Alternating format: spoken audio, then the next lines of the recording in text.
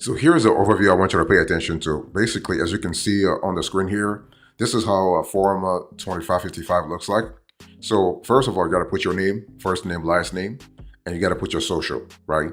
And then you move on and put your foreign address. So if you live in London, in Europe, in Africa, whatever you lived, in Asia, you have to try to put the correct address though. So you put address number one, number two, you put your occupation. And so you have to put here your employer's name. It's important again to have some details here. So your employer's name, your employer's U.S. address. So if your employer has a presence in the U.S. in any state, doesn't matter. And then you have to put your employer's foreign address. Again, all those things have to match because the IRS has the database where they check everything. Okay, and then here you have to on line 5, you have to pick the appropriate box. And in our case here, of course, this is a fictitious case. We are actually putting that we are a U.S. company, but if it's a foreign entity or a foreign affiliate of a U.S. company or whatever, you have to put it. And line 6A or 6A through 6D, you put whatever is applicable to your situation. And line 7, you follow the instructions. And for line 8A, you have to put whatever applies. And line 9, you have to put exactly whatever applies to your situation. But one thing I want to say here is that before moving on, I want to say that everything you put here, make sure that you double check to make sure the data is accurate. And so part 1 is pretty self-explanatory. Part 2 here, you have to actually, so part 2 talks about taxpayers who qualify under bona fide resident test. So here we will actually qualify for that bona fide residence test. So on line 10, you put the dates that really apply. Line 11, you put the correct data. Line 12 here, we said that basically my wife lived with me for the full year. So this is what it is. And so line 13, you check the right box. Line 14, the same thing. Now for line 14, in this case, actually doesn't apply to us. So we actually skipped it. And for 15, you have to put whatever, like if you are a full-time salary, part-time salary, whatever applies to your situation, you put that. 16A, 16B, C and D, and then E. Finally, you put whatever is applicable here. By the way, boss, welcome back to the show. It's really a pleasure to have you here. Make yourself comfortable. You are going to enjoy today's conversation.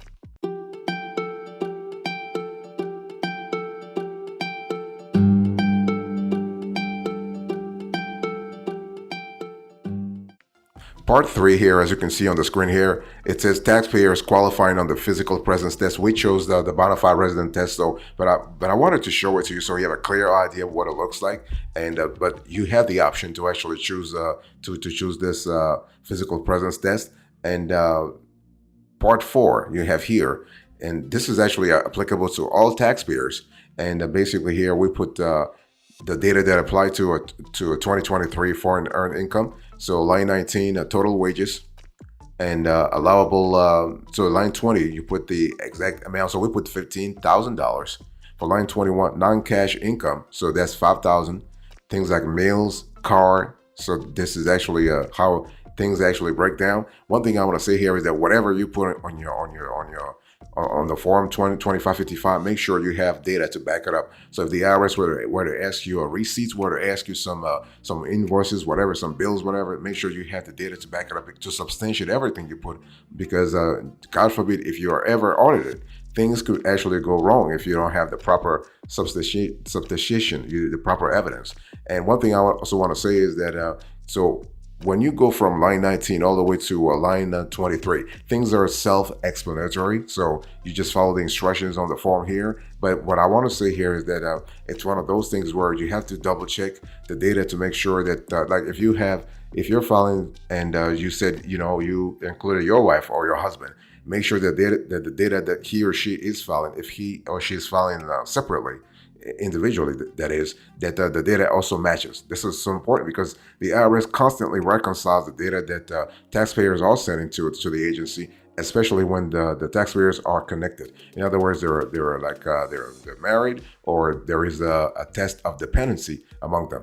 So line 24, so when you add 19 to through 21D, 22G, and line 23, we found $125,000.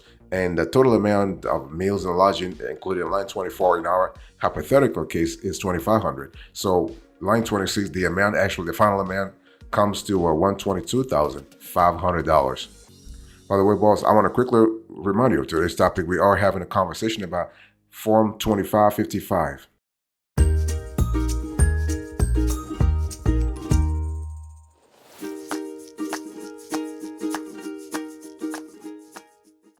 Part 4 here, you actually put the, so line 27, we have 122,500, and you actually, we are claiming the housing exclusion or housing deduction. So basically we put yes. So we have to complete part 4. And so here, 28, we put the amount 10,000. And then, so we enter the location where housing expenses incurred. So that's New York City. And so B, we put 7,500. And 30, line 30, we put 7,500 as well. And here you have to put the number of days in your qualifying period that fall within the 23 tax years. In our case, we put 100 years. This 100 years, 100 days. Okay. And so when you follow the instructions, in other words, when you multiply $52.60 by the number of days, we get the amount that we put on line 32. And basically on line 33, we have a 2240. If we do the deduction, in other words, when you deduct actually 5260 from 7,500, you have 2240. And basically we put the employer provided amounts, so 30,000. And here you have to actually follow the instructions once again by putting 24.245. And 36 housing exclusion. When you multiply 33 by line 35, you get that amount. So pretty self-explanatory, I should say. Part here we have, so part 7, there's nothing that's applicable to us, so we are going to skip that. And part 8 here, basically this is applicable to taxpayers claiming the housing exclusion, foreign earned income exclusion, or both. And in our case, we do not actually, this is not applicable to us, but I still want to put it here anyway, so you have a clear idea. So if it applies to your situation, you have to fill it out. And one thing I want to say here is that if you have any question about this section or any other section for that matter, let us know in the comment section, and somebody will get back to you. We'll answer our questions, and we just need to have more information about your individual situation, the situation before answering you. But yeah, pretty straightforward.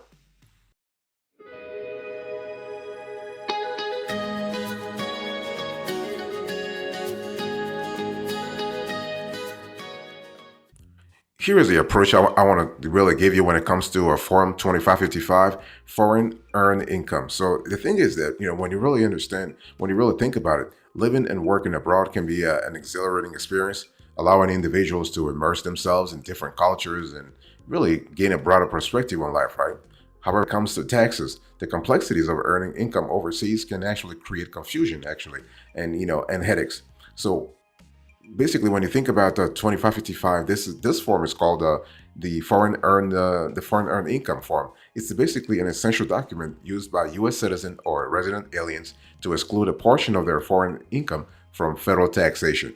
And so this form is filed annually with the IRS and allows really eligible individuals to reduce their taxable income, potentially resulting in substantial tax savings. So if you're listening to me right now, you could actually have a substantial benefits by filing this form.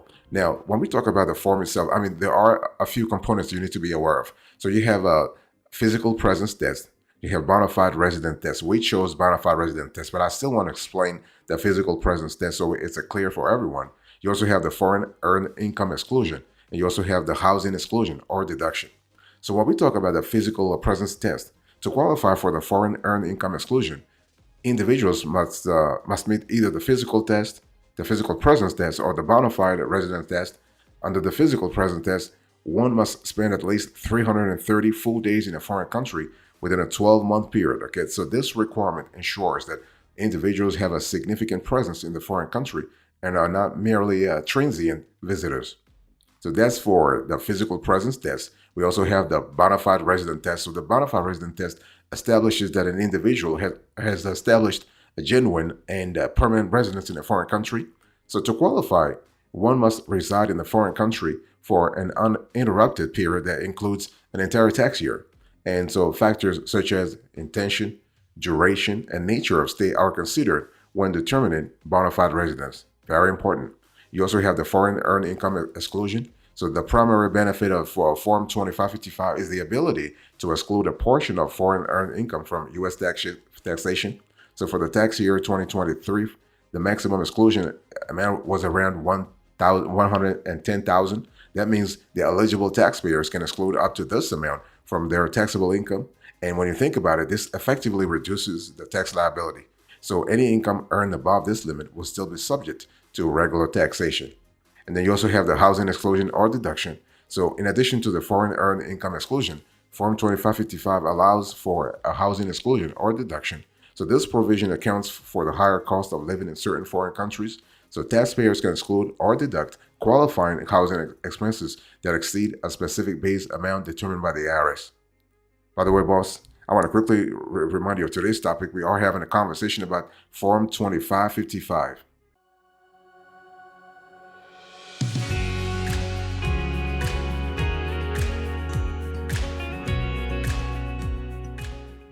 I want to talk to you about the benefits of Form 2555 here. I mean, you have exclusion of foreign earned income. That's pretty good, right? You have a reduced tax liability. That's really good because if you qualify for the foreign earned income exclusion, you can potentially reduce your overall tax liability. And can be particularly beneficial for individuals working in countries with lower tax rates than the United States. You have increased disposable income. This is another important benefits to think about. You have tax savings for self-employed individuals. So if you are self-employed or a freelancer working abroad, this can be especially valuable. You can exclude your net self-employment income from U.S. taxation, which can significantly reduce your tax obligations. You also have incentive for foreign employment. And so what is that? Well, the FEIEs, the foreign earned income, actually serves as an incentive for U.S. citizens or residents aliens to take up employment opportunities abroad. It really encourages individuals to explore career opportunities outside the United States without being subject to double taxation on their foreign income. You also have the foreign housing exclusion. So this is you are able to have a foreign housing exclusion or deduction. So this provision enables eligible taxpayers to exclude or deduct certain housing expenses incurred while living and working abroad, further reducing their tax liability. So who's really eligible to file Form 2555? Well, to actually file this form, you must meet certain requirements. So foreign earned income. So you must have earned income from a foreign country or countries. So this can include salary, it can be wages, self-employment income, or professional fees. You got to have tax home in a foreign country, so you must have a tax home in a foreign country. So your tax home is generally considered to be the main place where you conduct your business or employment activities. You have bona fide residence, so you must meet the bona fide resident test, which requires you to be a bona fide resident of a foreign country for an interrupted period that includes an entire tax year. You got to have also the physical test. So alternatively, if you don't meet the bona fide resident test, you may qualify under the physical present test. So this test requires you to be physically present in a foreign country or countries for at least 330 full days during a period of 12 consecutive months. And you also have the U.S. citizenship or resident alien status. So you must be a U.S. citizen or a U.S. resident alien. Non-resident aliens cannot claim the foreign earned income exclusion.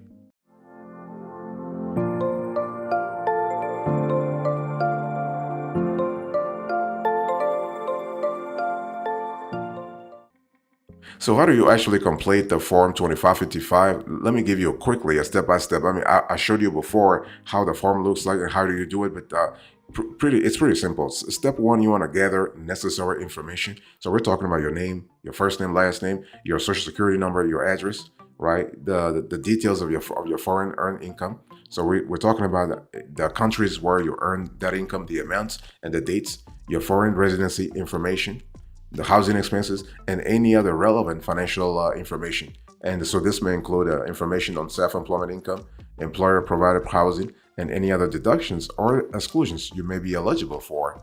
And so after you do everything, after gathering all necessary information, download Form 2555, okay? And you can go to the IRS website, or you can use the tax software that actually supports that form. And then you want to provide personal information. So we're talking about everything that really matters. And Step number 4, you need to complete part 1 of foreign earned income. So you want to provide details that really matter. So like the country details of the countries where you earn income, the dates of your foreign residency, and the amounts of your foreign earned income. And step number 5, you want to complete part 2. The part 2 actually revolves around exclusion and deduction. And so when we talk about the foreign earned income exclusion, you need to calculate the maximum exclusion amount based on the tax year. And so for this current year, refer to the IRS website or tax resources for the specific amount. And also for the foreign housing deduction, if you're claiming that, complete the necessary calculations using the instructions provided with the form. Step number 6, you want to complete the part 2 physical presence test or bona fide resident test. Step number 7, pretty straightforward. You need to actually complete all of the form that relates to all taxpayer credit. And step number 8, sign and date the form, very important. Step number 9, this is an important step that I want to specify. You need to attach supporting documents. So you want to attach any required supporting documents to Form 2555. So this may include copies of your foreign income statements, Form W-2, Form 1099, or any other relevant documents. And step number 10, file the form. So you can file the form electronically, or you can file the form manually. Just make sure that you have the right address depending on the states where you are domiciled in the United States.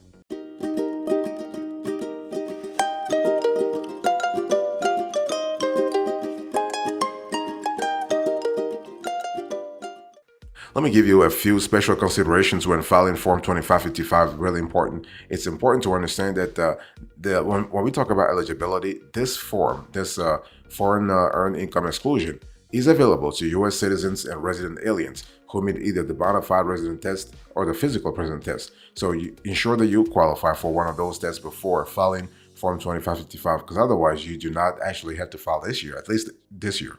And you must generally file a separate Form 2555 for each eligible individual, even if you are married and filing a joint income tax return. However, there are certain exceptions, such as when both spouses have the same foreign tax home. And when we talk about foreign tax home, basically, you must establish a tax home in a foreign country to claim on the FEIE. So this generally means having a regular place of business, employment, or post of duty in the foreign country. Your tax home is not necessarily the same as your residence or domicile. And also pay attention to exclusion limits. So the maximum amount of foreign earned income that can be excluded in 2024 rather, is about 110,000. So if you are married and both spouses qualify for the FEIE, each spouse can claim the exclusion up to the limit, effectively doubling the total exclusion. Okay. And also one thing you need to be aware of that you have the housing exclusion or deduction, you have documentation. So you got to keep detailed records of your foreign income, foreign taxes paid, and any other relevant document to support your claim. So it's important to maintain actually accurate records in case of an audit or a further verification by the IRS. And so there are also some tax treaty benefits. So if you are eligible for benefits under a tax treaty, let's say between the U.S. and the foreign country where you earn the income, you may need to attach additional forms or schedules to your tax returns. Okay. And so the deadline here is you have to file this like in April. So it's usually April 15th. Or if you have any extension granted by the IRS, then that's totally possible. That's totally fine. Not a problem. Okay. And so there are actually a few things that you need to be aware of when it comes to filing Form 2563. One thing I want to say here is that if you need additional extension, you need to file a Form 4868. And so you can get an extension until October 15th.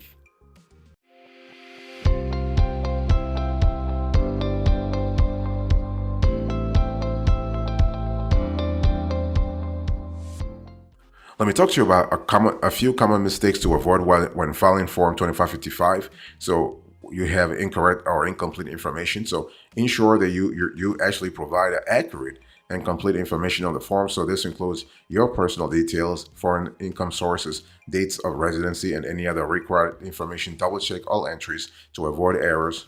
And filing under the wrong tax status. So make sure you understand your tax status and select the appropriate one when actually filing Form 2555. There are different options available, such as bona fide resident or a physical presence test, depending on your circumstances. So review the instructions and consult a tax professional, by the way, if you're unsure, or just let us know in the comment section and we'll get back to you. and failure to meet the eligibility requirements. So basically, this foreign earned income exclusion has a specific eligibility requirements related to residency and income earned abroad. So ensure that you meet those requirements before claiming the exclusion. For example, you must have a tax home in a foreign country and meet either the bona fide residence test or the physical presence test. Not keeping proper documentation. So, maintain accurate records and supporting documentation for your foreign earned income, residency, and any other relevant information. So this includes documents such as tax returns, employment contracts, proof of residency, and travel records. And keeping organized records will help you accurately complete Form 2555 and support your claims if necessary. And also, if you have late or missed filing deadlines, pay attention to all the deadlines that I just gave you, like, April 15th, and forgetting to include all eligible income. This could be a problem also, or ignoring foreign tax credits, or having inconsistent reporting across tax forms, like Schedule C, Schedule A. Schedule C is for self-employment income. Schedule A is for automatic deductions. You got to really have the proper, this is among other schedules though. And failure to seek professional advice when needed. I mean, you never know. If things are a little complicated, it's just better to spend a few $100s to have a professional help, as opposed to making mistakes that could cost you big time later on.